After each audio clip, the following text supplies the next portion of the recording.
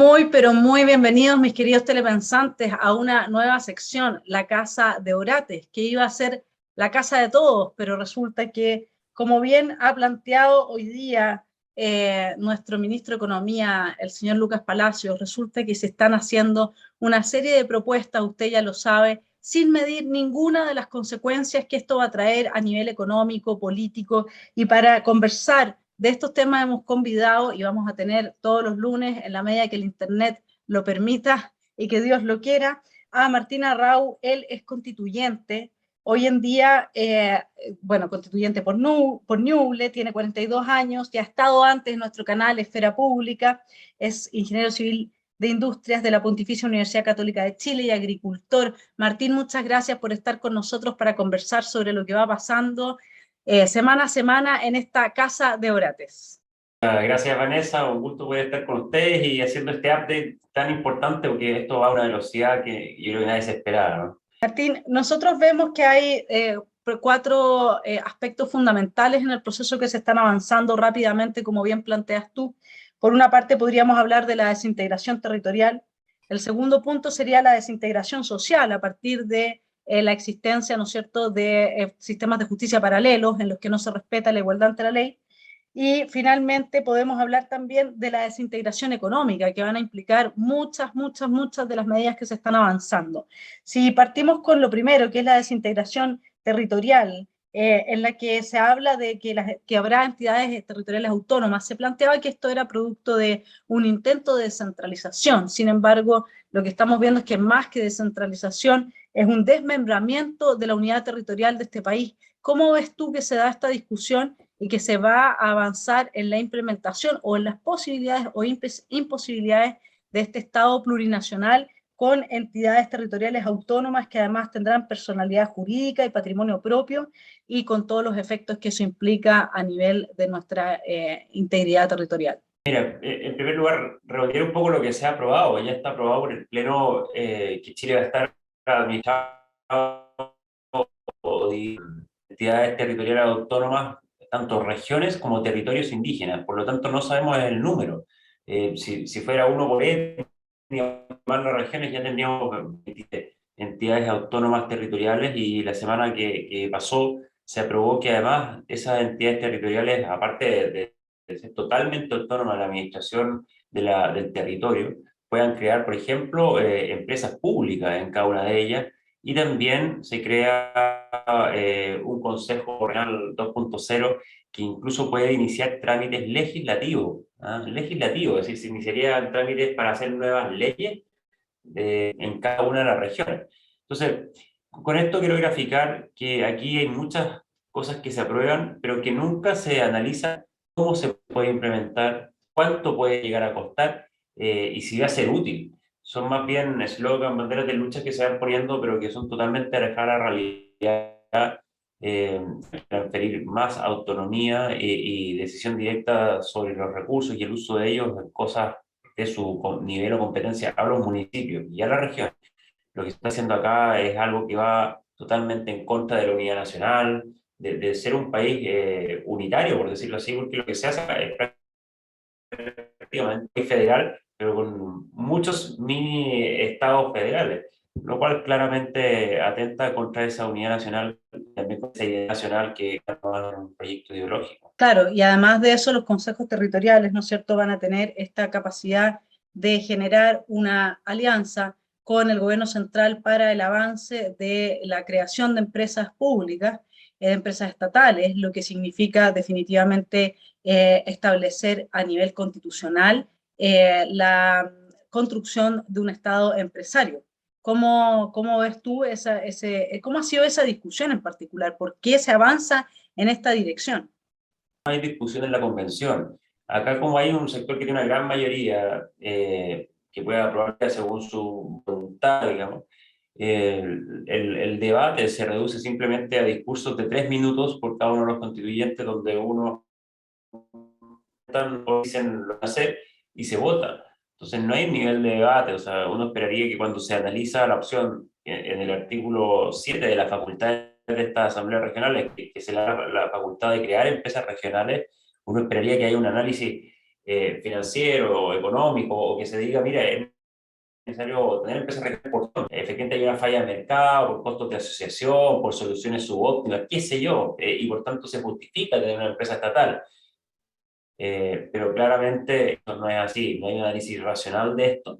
Y se va avanzando en la voluntad porque les parece que es bueno tener empresas estatales porque claramente es un sector que le encanta tener más Estado y claramente eso implica que nuestros impuestos, por supuesto, van a ser administrados en mayor medida por los políticos y los burócratas que estén ahí. Ahora, ¿cómo te parece a ti que va a afectar el desarrollo de nuestro país en términos económicos, los distintos avances que se han hecho en torno a los derechos de la naturaleza, en torno a los derechos incluso de la ciudadanía de poderse manifestar respecto de cualquier tipo de emprendimiento empresarial que pudiese afectar ecológicamente el entorno? ¿Cómo ves tú la proyección de este tipo de iniciativas para un Chile que estaba en desarrollo y que aspiraba a alcanzar ciertos niveles siempre más altos, y justamente porque los países más desarrollados son los que tienen mayor respeto al medio ambiente y mayor incorporación de tecnologías que favorecen, ¿no es cierto?, esa causa, no al revés, que los países pobres son los que más contaminan? Va totalmente en contra, yo creo, por varios factores. Uno, por la cantidad de incertidumbre. Piensa que esta semana vamos a ver la Comisión de Derechos Fundamentales, donde se da el derecho a propiedad, que viene limitado por temas ambientales y su función social en su génesis. Además, se elimina el estatuto que protege contra la expropiación abusiva, cosas de ese estilo, pero en cada uno de los ámbitos están animando conceptos que tienen que ver con la protección ecológica, con los pueblos originarios, en fin, y va generando un sistema muy incierto y por tanto va a haber mucho menos inversión y por tanto menos desarrollo. Pero además yo creo que todas estas medidas, que muchas de esas yo creo que no son aplicables, lo que va a generar también es un nivel de informalidad muchísimo mayor. Cuando se pone una presión de fiscalización por parte del Estado en normas que son totalmente inaplicables, eh, claramente lo que pasa es que la formalidad disminuye, como es en Perú o en otros países vecinos. Y eso también atenta contra el desarrollo, ¿no es cierto? Y al final también atenta contra esas mismas normas o cosas que se querían proteger, se desprotejan porque la gente opera y las personas operan fuera del sistema y por tanto fuera de cualquier regulación. Entonces, al final, va a demostrar que si esto llega a implementarse, muchas de esas medidas van a ser no solamente no efectivas, sino que van a ir en contra del fin que persigue. Y eso es muy grave y claramente la pérdida de libertad desde el punto de vista económico, todos sabemos lo que significa, que al final es menos inversión, menos empleo y más pobreza. Ahora hay gente que dice que aprobemos la Constitución nomás y total después, a través de las distintas legislaciones específicas, vamos corrigiendo lo que haya quedado mal. ¿Qué te parece a ti esa idea?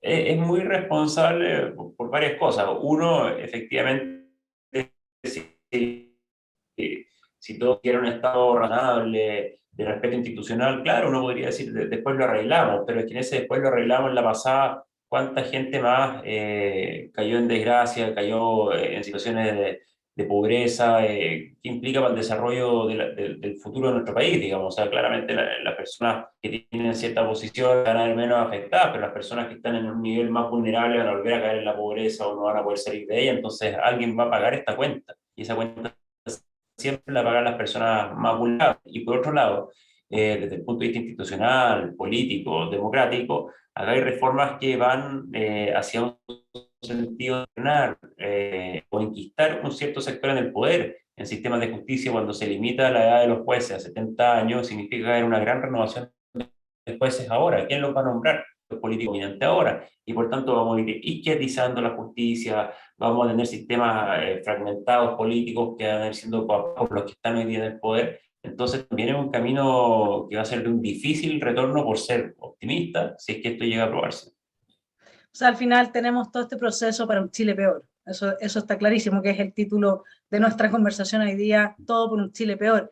Y ahí hoy día me publicaron en Mercurio una carta a propósito de los derechos de los animales, ¿no? Porque obviamente que uno quiere igualdad de derechos y por lo tanto una rata va a tener que tener la misma igualdad de derechos que tiene un perro y un gato, ¿no es cierto?, que un pájaro y etcétera. Entonces vamos a necesitar otro sistema jurídico que cuando un gato ataque a un ratón pueda establecer los derechos y los límites que tiene el gato sobre la vida del ratón. a pesar de que, digamos, todo esto está llegando, por eso es que nuestra sección se titula La Casa Orate, porque si es que nos tomásemos en serio las manifestaciones jurídicas, porque no se puede hablar de otra manera, esto es una manifestación jurídica del derecho de la naturaleza y los animales, uno podría decir, o podría quedarse en la duda de si se aprueba esta constitución, vamos a tener que ser todos veganos por obligación, digamos, porque ¿cómo vamos a seguir siendo omnívoros? La Comisión de Medio Ambiente que se rechazó casi por completo, salvo medio artículo la semana pasada, porque es lo más que tiene el Estado para que se rechace ese nivel. Hay dos cosas que son ahí que hay que observar. Una, que es lo que tú dices, artículos que, no sé, declaraban que los animales son seres sintientes. Al menos para los del campo lo tenemos más que claro, digamos. Tenemos más que claro que los animales sienten, digamos, es cosa de convivir con cualquier animal. Pero es que eso no es una mera relación, porque no se pone que la persona sentimos, que la Tierra es redonda, digamos, no. ¿Por qué? Y uno conversa con ellos y dice, no, este es el primer paso y queremos seguir avanzando. ¿Quiénes se impulsan? Precisamente movimientos veganos, biocíclicos o algún tipo de religión ecológica, porque son casi unas religiones ecológicas esto. Todo muy cruzado de agenda climática, en fin. Entonces, hay una agenda detrás, no hay que ser ingenuo. Entonces, hay que ser riguroso. ¿Qué tiene que ver esto con la Constitución? A proteger a la persona, de un Estado, en fin, es para lo que ya sabemos.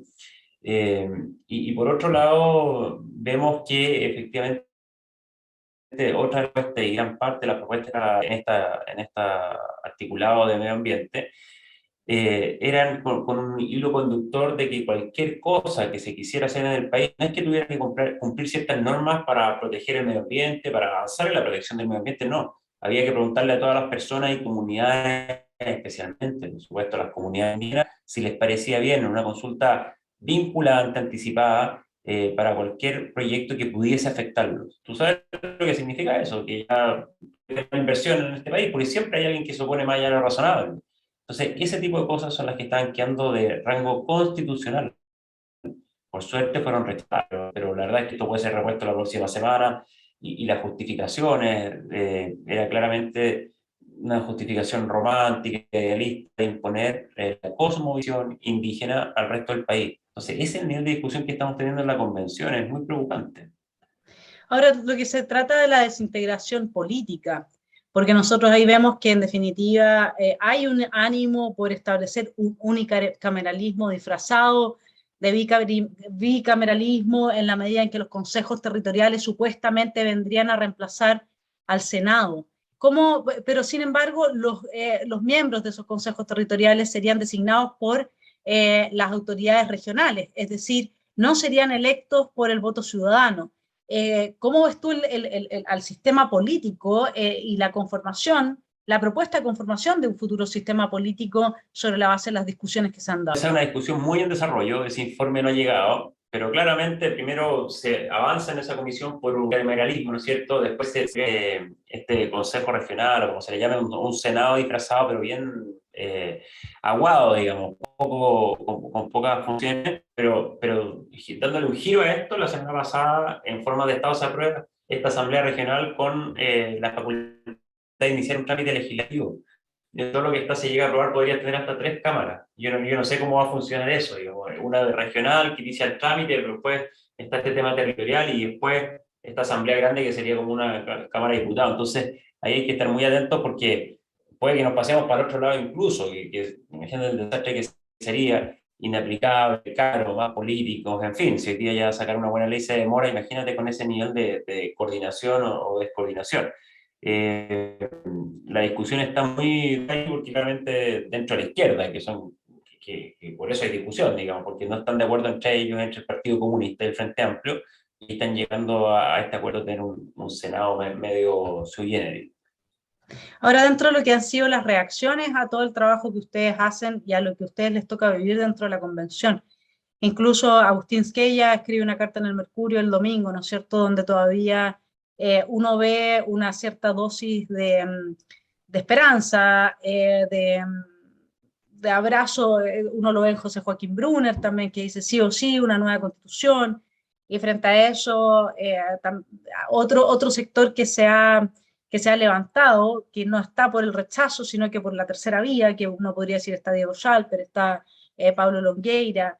¿Cómo ves tú esta discusión? ¿Qué es lo que, eh, cómo, qué es lo que te pasa a ti cuando ves gente que todavía dice, no, pero mira, si aquí después lo arreglamos igual, esto puede llegar a buen puerto, por un lado, y por otro lado, ¿qué te pasa cuando en lugar del rechazo, que sería la opción establecida por el pacto del 15 de noviembre, se habla de una tercera vía y la posibilidad de recomenzar el proceso quizás con otras condiciones y otros términos? Hay un plebiscito que está por rango constitucional que se va a votar por ahí en septiembre, digamos que hay dos opciones, apruebo o rechazo. Me encantaría que hubiera más opciones, digamos, me encantaría no haber entrado en esto tampoco, pero bueno. Y esas dos opciones, claramente, una va a ser aprobar una constitución que ya con lo que está aprobado, que divide el país en plurinaciones, digamos, muchas naciones, qué sé yo, ya es un desastre. Esa es la opción apruebo, que va, cada vez se le van agregando cosas peores. Veamos esta semana la votación de derechos fundamentales para ir completando esto. Y la otra opción del rechazo es seguir con lo que hay. Y seguir con lo que hay también, de partida que hay que hacerle cambio. Y yo creo que hay que hacer cambio en sistema político, muchas cosas, digamos. Pero además hay un ánimo país que hay que hacer cambio, sea racional o no ese ánimo, digamos, que ahí es muy discutible. Pero, en fin, es una salida también compleja y por eso hay personas que están proponiendo esta tercera vía, que hay que hacer otras cosas. Creo que un poquito de bronca es que toda esta gente, muchos son parlamentarios y han sido parlamentarios, y ¿por qué no hicieron los cambios si ellos están en el Parlamento? Entonces, claro, ellos propusieron además este acuerdo con un plebiscito de apruebo o rechazo, ellos mismos, que firmaron ese acuerdo por la paz, la mayoría de ellos. Entonces, hoy día que ellos, miren, no fue buena idea, no sabía, bueno, había pensado antes. Me parece bien que traten de proponer salidas alternativas, pero siempre respetando la Constitución, las leyes, y lo que hay hoy día es un apruebo y un rechazo, ambas, con aristas complejas. Por supuesto que el apruebo de tener una nueva constitución muy mala, con un gobierno muy malo que se va a aprovechar políticamente de la línea que haya para enquistarse en el poder, porque está el Partido Comunista ahí, recordémoslo. Por tanto, no van a desaprovechar cada coma de esta nueva, es muy más complejo, pero vamos viendo qué es lo que pasa, esta posible alternativa. Pero claramente es un escenario que en ambos casos es complejo y exige mucho trabajo futuro por esta batalla de las ideas que la derecha abandonó precisamente, y que también ahí lo vemos en muchas de las declaraciones que yo lo he visto de derecha, diciendo que hay que ceder ciertos principios, ciertos valores con tal de lograr esta paz social. Imagínate las brutalidades que se dicen, y por ese tipo de actitudes que estamos donde estamos. Claro. Y ahí se abre un tercer o cuarto escenario también muy complejo, que no sé qué dirías tú, pero si yo hubiese sido de las que votó a prueba y salió a protestar en pos del desarrollo de cambios profundos, respecto de todas las cosas que nosotros sabemos a la gente le preocupaban y que razonablemente mucha gente fue y manifestó su desacuerdo y su desazón con que estas cosas no cambiaran. Entonces imagínate, Martín, que yo soy una de esas personas que votó a prueba y que salió a protestar, y hoy día tú me tienes que decir en qué medida todo lo que yo hice como una de las personas que estuvo en las calles, que se arriesgó, que trabajó, está siendo recogido por esta constituyente y realmente me representa en el sentido de las demandas que se plantearon. ¿Cuántos problemas están resolviendo? De los problemas clave que uno veía que contra los cuales la ciudadanía se estaba manifestando en este avance de las propuestas y de los artículos. Esas protestas, esas necesidades, muchas de ellas del país, que era, por ejemplo, resolver el tema de las pensiones, que ya han tramitado 11.000 años en el Congreso, mejorar la salud pública, que hubiera más seguridad también, que hubiera menos corrupción por parte del sector público y privado, no sé, todas las marchas y causas que, digamos, son muy razonables y hay que hacer muchas. Y sin duda que este texto constitucional va a abordar esas materias, bueno o malamente, pero las va a tocar. Pero la pregunta más de fondo está bien: ¿a qué costo? Porque toca esas cosas, pero crea otro tipo de problemas gigantescos. Cambia el rumbo del buque, del país en el que vamos hacia un ánimo, digamos. Entonces, ahí lo que hay que hacer es ese análisis, que es muy difícil, pero claramente las personas tienen que discernir, tienen que informarse Chile, efectivamente, si vale la pena que Chile se embarque en esto, porque claramente esto implica una destrucción de la identidad de la unidad nacional, una destrucción institucional y un camino hacia un gobierno mucho más monopólico del poder, de los espacios. Entonces, vale la pena por hacer supuestos cambios, que en muchos casos puede que no sean los adecuados, así que sacrificar un país que tiene cierto grado de estabilidad, que no ha permitido un grado de desarrollo importante. Esa es la pregunta que hay que hacer. Yo no digo que nadie vote rechazo por rechazar o apruebo si quiere votar, sino que lo único que le pido a la gente es que se haga cargo, lea, se informe, porque claramente las propuestas que se están proponiendo son realmente delirantes. Si hubiera sido, y aquí yo siempre digo, si solucionar ciertos problemas, esta constitución debería ser recorta, digamos, debería tener, no sé, 20, 30 artículos que modifiquen las cosas que haya que modificar de la actual y sería. Pero hoy día una constitución que va a tener cerca de 1000 artículos y con regla de 3, según lo que llamamos, deberíamos tener más o menos 1000 artículos si seguimos este ritmo. Y eso, imagínate lo que va a significar con una reconstrucción, una reestructuración total del esquema de fuerza, y operado por quién, por los mismos políticos y esquema político de siempre. Entonces, hay gente también que reclama a los políticos, la verdad es que caímos en lo mismo, ¿no? Sí, y bueno, y desde la perspectiva de la cohesión social, que se suponía que teníamos como la oportunidad, sale entrevistado por el diario La Tercera, Michael Wright, editor para América Latina de Economist, dice, Chile tiene la oportunidad de forjar un nuevo contrato social que lo conduzca hacia una economía más basada en el capital humano y hacia una sociedad más cohesionada. ¿Todavía tenemos esa oportunidad, Martín? Yo creo que una de las grandes causas fue efectivamente la falta de cohesión social. Cohesión que se fue destruyendo por muchas cosas, ¿eh? Por abandono, también por campañas específicas de destrucción. Esa falta de cohesión nos pasó la cuenta. Y lo que vemos hoy día en el proyecto constitucional es profundizar efectivamente esa desintegración de la identidad nacional, de la cohesión social. Cuando se dividen los sistemas de justicia, múltiples sistemas de justicia, dependiendo de qué raza somos, razas, así de racistas.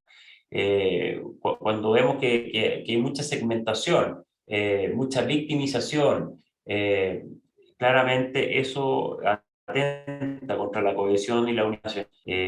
Y claramente ahí hay que decirlo, en gran parte eso obedece a una campaña y a un modus operandi de la izquierda, que toma cualquier conflicto, casos no con el ánimo o la intención de solucionarlo, sino que de victimizar y ahondar el conflicto, porque de eso se alimentan.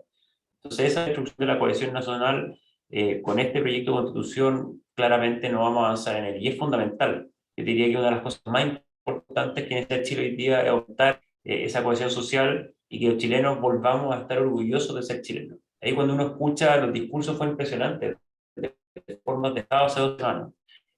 Todos sacaban su polera, ¿no es cierto? Que yo soy de tal o cual región, pero ¿cuál región? Disculpa el término, era más penca. ¿Cuál región está más contaminada? ¿Dónde hay más mujeres violadas? ¿Dónde había más niños malformados? ¿Dónde? O sea, no dan ganas de ir a ninguna región. Era un puro drama, era un victimismo puro. Yo decía, pero ¿cómo? Si Chile tiene cosas muy buenas, hemos hecho cosas muy buenas, acá hay que estar orgullosos de ser chilenos y hemos hecho tremendas cosas. Claramente quizás no nos hemos dado cuenta, quizás no somos conscientes, y quizás nos han quitado ese orgullo de ser chilenos. Martín, muchas gracias. Hemos cumplido los 30 minutos de nuestra entrevista, un poquito entrecortada, pero logramos transmitir a los telepensantes las reflexiones de fondo y nos quedamos entonces con una pregunta filosófica, que es si es que a partir del victimismo es posible generar cohesión entre las personas.